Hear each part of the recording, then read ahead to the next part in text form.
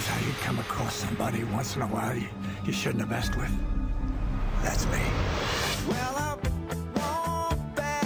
I am not an African American.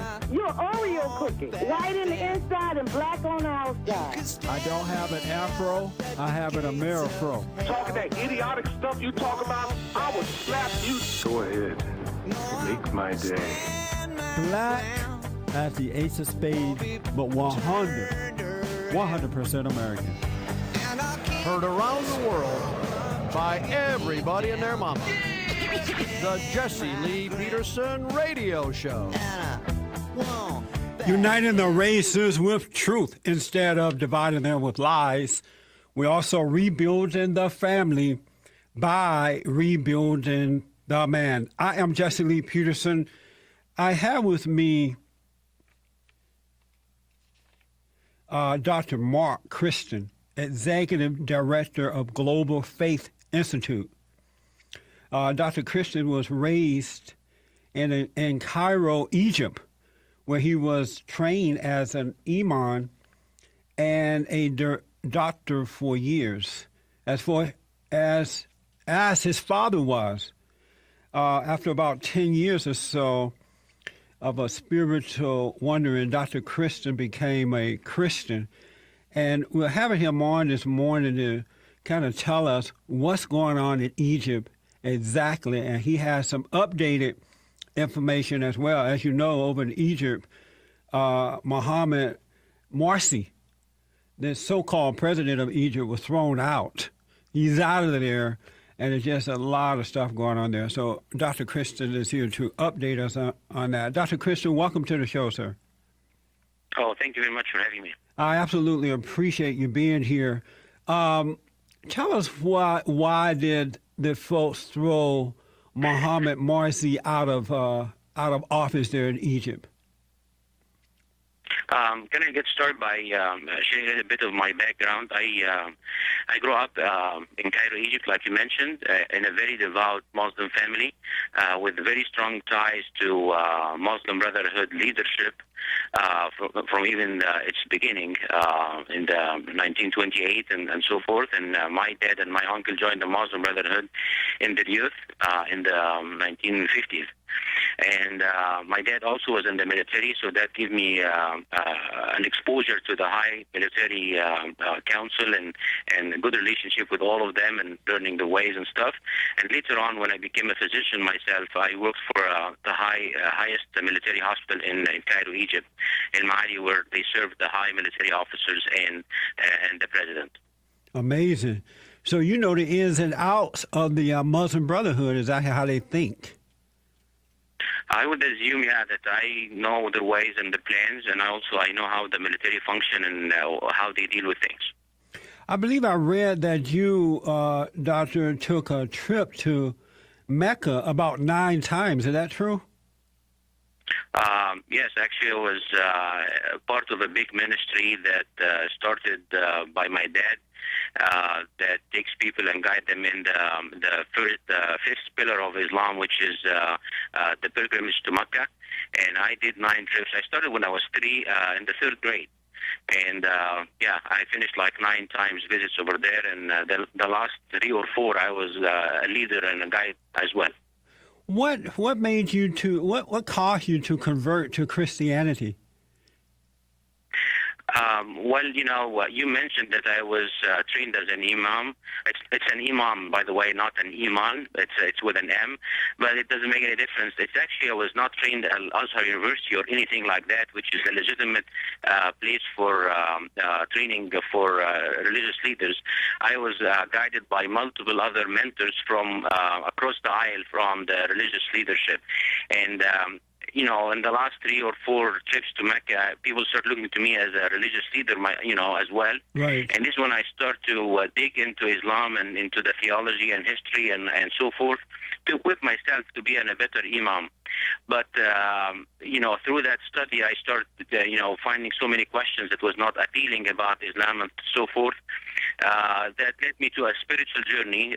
To make the story short, for 10 years or so, started by departing ways with Islam completely and living in a kind of an atheist, agnostic, a non-believer in any God until I needed God in my life, and I started digging more about what is the real religion and what is the real who is the real God and the best way to Him, until I found my Lord and Savior Jesus Christ. And I started the journey from now on in 2003 till today, growing up in my new faith, Christianity.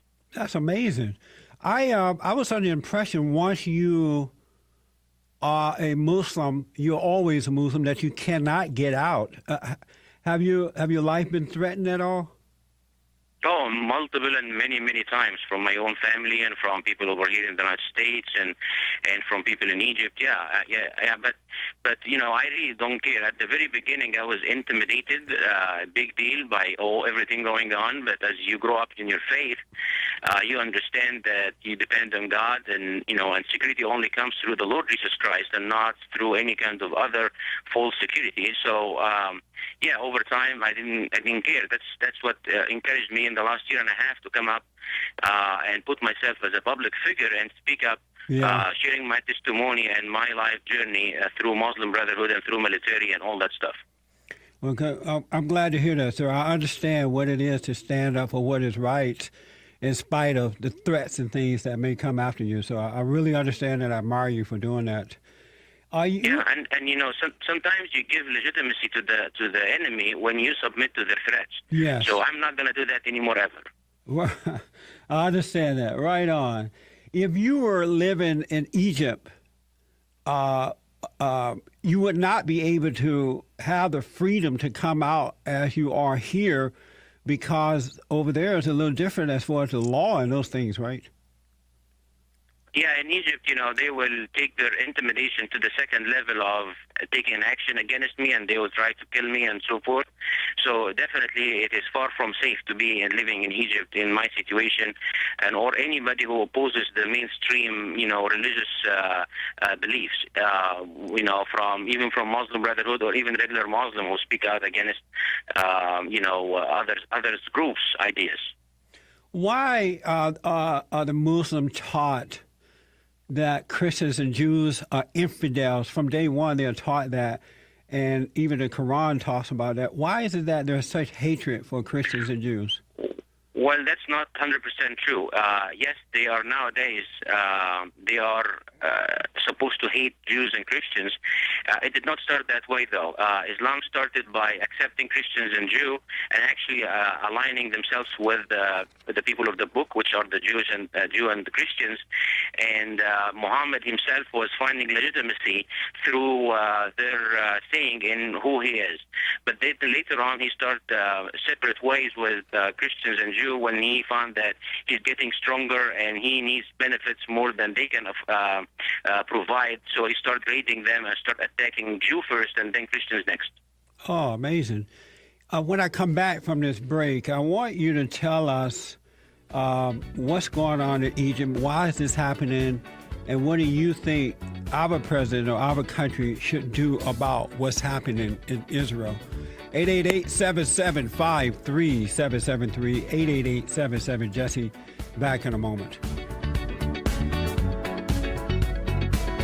Like the legend of the Phoenix, all ends with beginnings.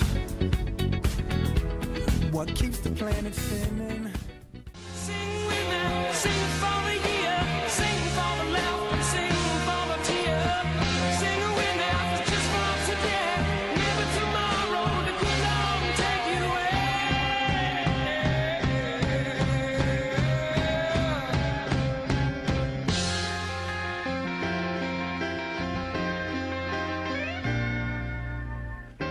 Dr. Mark Christian is with me. We're talking about the situation in Egypt.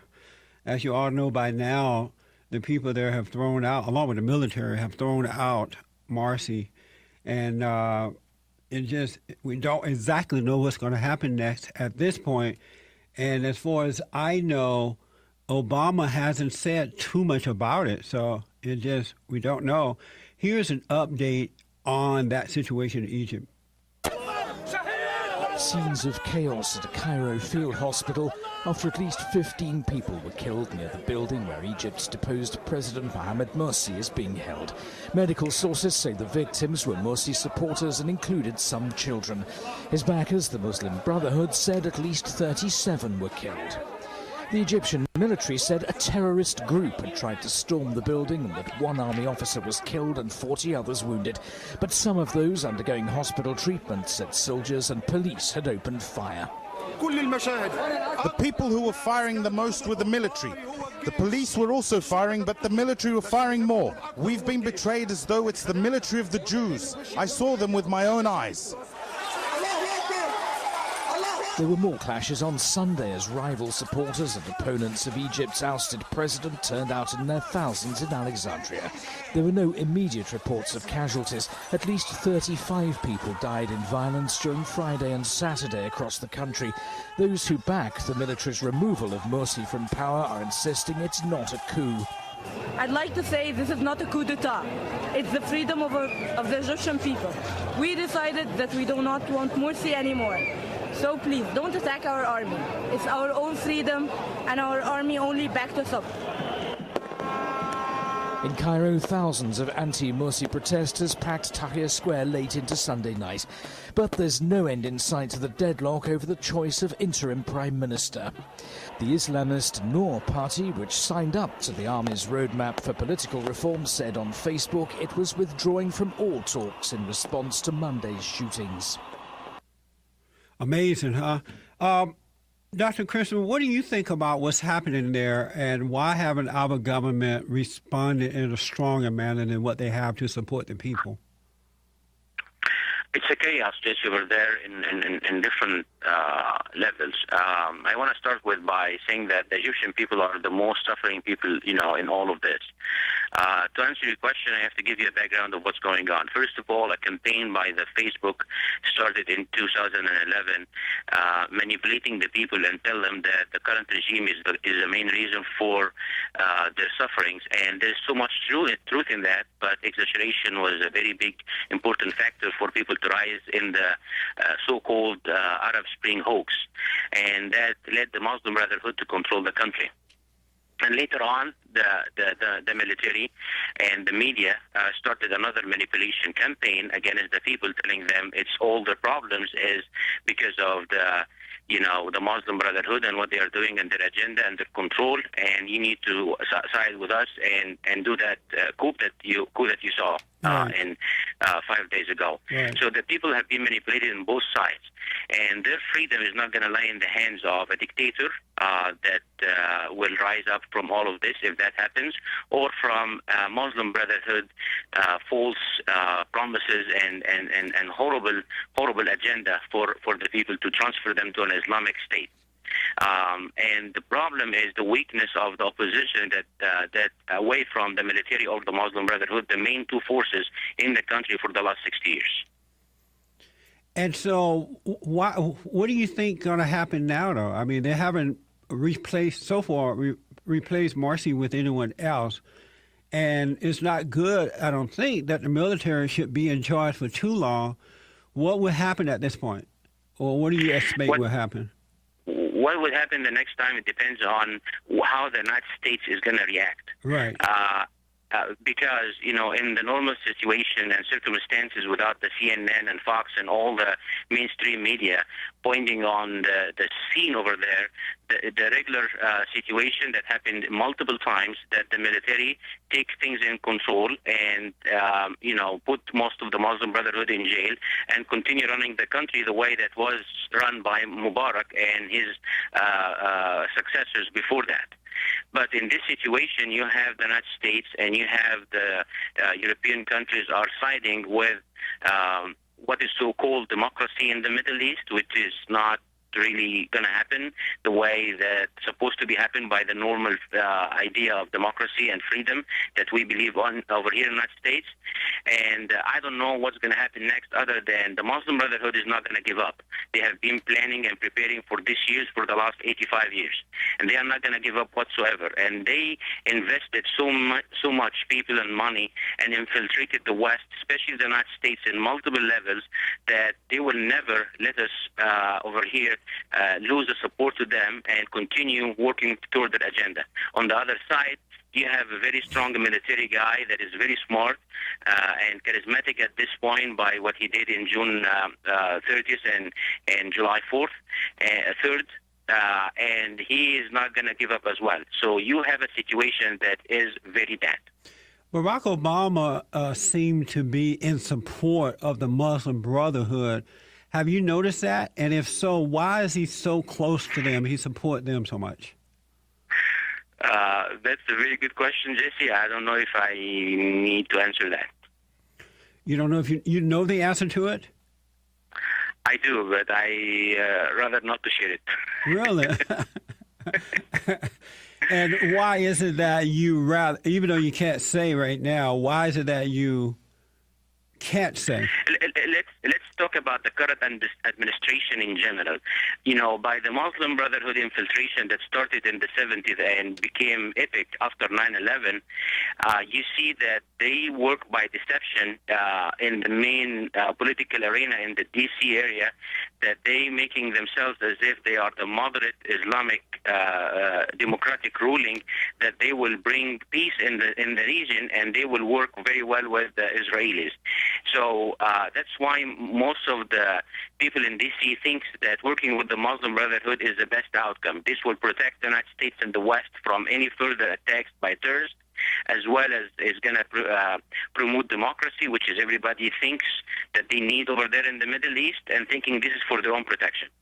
So the Muslim Brotherhood deceived the West and the United States and the current administration in multiple levels, and I'm not saying every level, but multiple people in D.C., that they will work with freedom and bring peace in the Middle East. Amazing.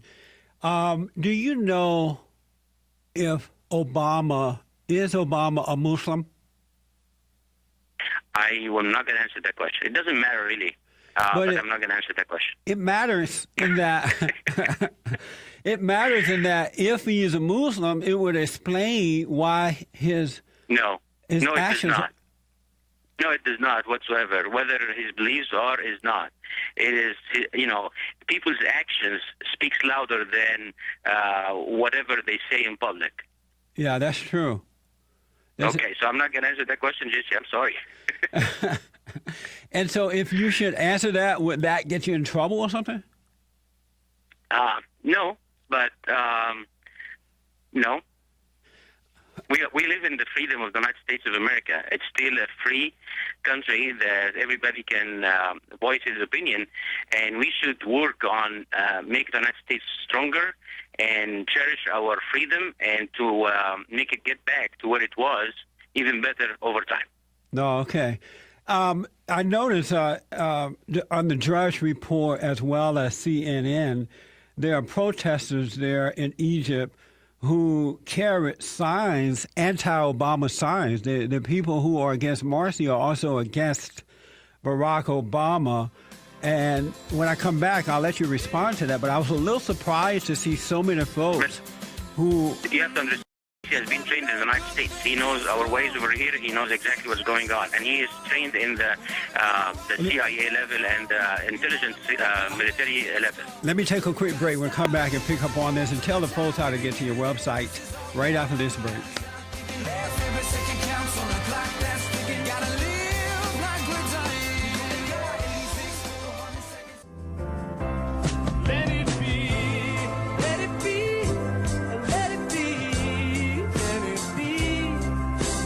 There will be an answer, let it be. Let it be. Preachers in the Pulpit coming up in the second hour today. 3 hours a day we're here Monday through Friday, 888-7753-773. I'm talking with Dr. Mark Christian, Executive Director of Global Faith Institute. And he he can tell you the ins and outs of what's happening there in Egypt, as well as Islam itself. Dr. Kristen, how can the folks get to your website? Do you give speeches and talks around the country as well? Whole seminars? Yes. Yes, I'm willing to share my testimony and share my views and my understanding of the situation in any avenue or any arena. You just go to a website, and there's an email link over there that you can guys click in and click on it and send us an email, and we'll definitely would love to come and share. And what is your website? Global Faith Institute. globalfaithinstitute.org. .org, yes. Yeah, again, there are a lot of folks over there with anti-Obama signs, and are you surprised by that? Not at all. I've been talking about that for the last year, and people who didn't believe me, when I say the whole idea of the Arab Spring is a hoax, and this is what's going on, and people didn't believe me in the very beginning, but then now people start understanding what's really going on. The problem is the liberal media, in this country at least, is not telling us the real truth about what's going on there and as well as in this country. And Obama seemed to be just changing this society here as he wished. And the folks seem not to know what to do because they don't know what the real truth is. What are we to do in order to end some of this stuff? I agree 100% with you, actually, that the mainstream media is very biased, and they are going into different directions and deceiving the public, to say the least. That's why I'm speaking up. That's why I'm putting myself out there, and that's why there is a group of very faithful and patriotic people that join forces with me, and we put the Global Faith Institute together. People need to get educated on the truth and see what's going on exactly, and so they can start to be more effective in taking their actions against what's going on and protect their liberty and their freedom and mostly their faith. This country has been founded on the faith of Jesus Christ, and we should not divert from that, because this is why we prospered and this is why we became big and strong and the biggest nation ever existed on earth. Is it too far gone to turn around? Can we still turn this country around? Jesus on the cross, everybody thought that this is the weakest point in history. But he, the weakest point ever, became the strongest moment in history, and we got all saved through that. So there is no point whatsoever to talk about it is too late to turn back. That's not true, and this is a big deception, and we need to stop talking about that. Yeah, I agree. I absolutely agree with you. I want to ask you, before we run out of time here, about Israel. Israel is sitting right in the middle of its enemies, and it doesn't have support from Obama and from this country. What's going to happen with Israel? Israel is not in a very good situation right now. I think this is the most dangerous time for in history for Israel. They work with the deception that Muslim Brotherhood will provide them security and better future, but all of a sudden that turned around by El-Sisi coming in power. And they don't know what the future is. El-Sisi is a very religious man, and he is a very devout Muslim. He has many altercation with the older regime because they are secular. So, but at the same time, he is not willing to work with Hamas whatsoever. But I'm sure that he will be willing to go into any kind of altercation with Israel just to please the Mahmoud Abbas and the PLO. So, and then what he is doing to the Muslim Brotherhood and the Salafists and so forth, that will bring so much terrorist attacks against Israel, and it's going to be a very volatile situation in multiple levels. What thing we need to do right now is to announce not our alliance with democracy in Egypt, or our alliance with Muslim Brotherhood agenda, or their legitimacy, or it's a coup or not. We need to announce that we're going to be protecting Israel no matter what. Yeah. This is what the United States is supposed to do at this point. Well, I definitely don't see that happening at this point. That's for sure. That's what we need to do, and we keep on pressing on. This is what the people of God need to start doing. Are there other ex-Muslims like you in this country who would like to come out and start fighting back but afraid to? I know Noli Derwish. She's an amazing, amazing woman. I get to know her lately. And I know she's on your radio today. Yes. And I'm sure there is more out there. And I encourage them to join forces with us. Whether even they are Muslims, like Zodi Jasser. I never met him before, but I encourage him to join forces with us and try to really take real steps against the reformation of Islam that he's asking for and make it more peaceful and make it real. You cannot lean on the same theology and the Quran and Hadith that the terrorists together with the peaceful Muslims are laying on and say that we have a sect of Islam that is more peaceful that does not really exist in real life. Yeah, amazing. Well, sir, I'm glad to meet you, Dr. Christian, and hopefully this is not our last conversation. And again, I admire your courage of coming out and telling the truth, just standing up for what is right. You're a good example of what Christians should be. They should be men and women of courage, and not of fear. To keep an eye on Jesus, everything will be possible. I agree. Thank you so much, sir. And your website is globalfaithinstitute.org. Yes. Thank you so much. And anybody can email me as well at mark@globalfaithinstitute.org. Okay. All right. Thank you, sir.